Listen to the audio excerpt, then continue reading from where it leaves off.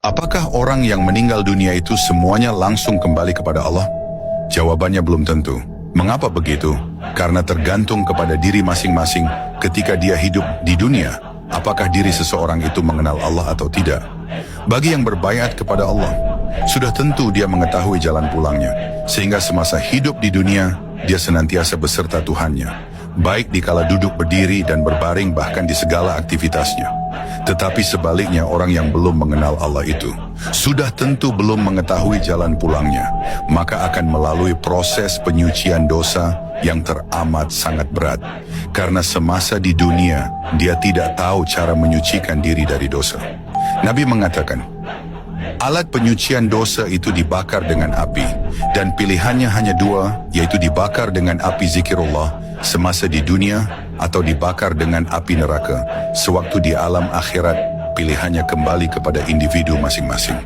Kemudian, orang yang tidak mengenal Allah itu akan salah dalam penyembahannya. Yang disembahnya hanya angan-angan kosong belaka, karena yang dikenalnya hanya namanya. Tapi yang punya nama, Allah tersebut tidak dikenalinya.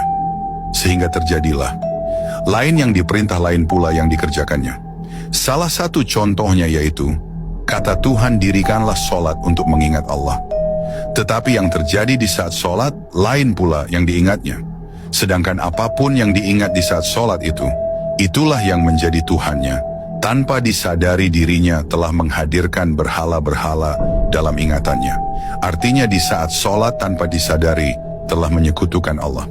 Jadi, orang yang meninggal dunia bisa langsung kembali kepada Allah itu, yaitu orang yang semasa hidup di dunia telah mengenal Allah, sehingga selalu mengekalkan hatinya kepada Allah sampai di akhir kalamnya.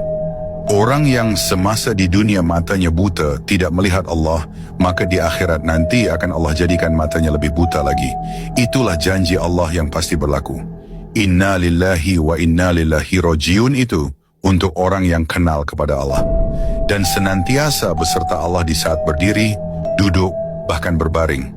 Untuk mengenal Allah itu tentu harus belajar kepada seorang guru yang ahli di bidang tersebut, yaitu orang yang telah diberi amanah dari Tuhan untuk mengajarkannya. Di dalam Al-Quran telah Tuhan sebutkan, dia adalah waliyah mursyida atau mursyid Allah.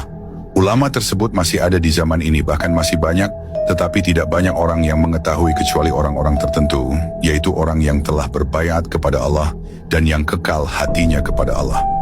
Mereka tidak nampak seperti seorang ulama, walaupun mereka berilmu. Bahkan aktivitas kesehariannya seperti orang biasa-biasa saja. Dia tidak menonjolkan diri dan tidak pula mencari keuntungan dunia. Yang dituntutnya hanyalah keridhaan Allah semata. Sebenarnya, untuk mendapatkan bimbingan dari guru mursyid itu tidak sulit. Yang suka membuat sulit itu adalah diri seseorang itu sendiri, karena timbul dalam hatinya sudah merasa berilmu, merasa pandai, merasa bisa, merasa sudah tahu segalanya.